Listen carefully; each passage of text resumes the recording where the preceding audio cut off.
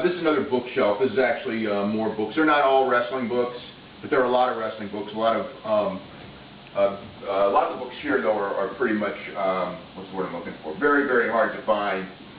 International books, things like this. Like this is a Mick McManus wrestling book. This was released in England about over 40 years ago. It's one of the few pro wrestling books of that era that's around. There's other books from that period of time here. So anyway, that's what's over here. And this room here has tons of stuff. This is another desk that I use when covering matches, whether it's wrestling or MMA. I'm usually working down here. These are VHS tapes that I haven't put away. Obviously, they're pretty obsolete these days. Actually, I would say much of this room is the obsolete stuff. I mean, these are VHS tapes of pro wrestling here. There's VHS tapes and some DVDs of pro wrestling over here. And I have in my collection probably more pro wrestling tapes in VHS than probably all but maybe a half a dozen people in the world. Pretty much any major thing that happened since, I would say, 1980 that was taped anywhere as far as the United States and Japan I would have, and as far as Mexico, there's a good chance I would also have it. The garage here, we'll go into.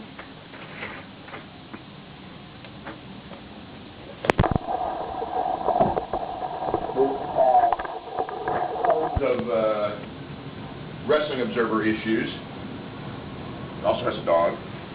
This has Japanese magazines, and I mean, I've got Weekly Gong and Weekly Pro Wrestling, and American magazines as well. Pretty much the major pro wrestling magazines from Japan and the United States.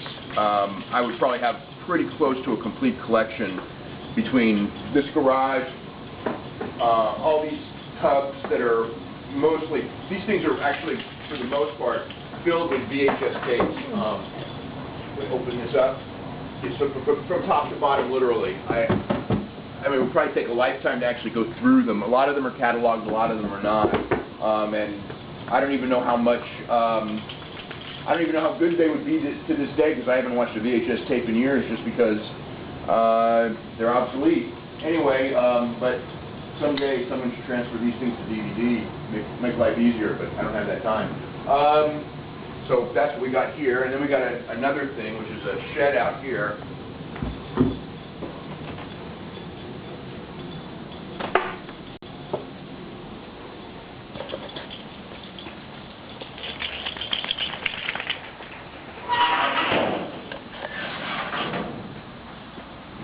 This shed obviously has some pull materials and things like that, and a ladder, which is not used for a ladder match, bicycles. And all of these here are, let's see what we got here. These are probably all Japanese and American magazines. All of this stuff here, everything from, you know, I would say there's stuff back here.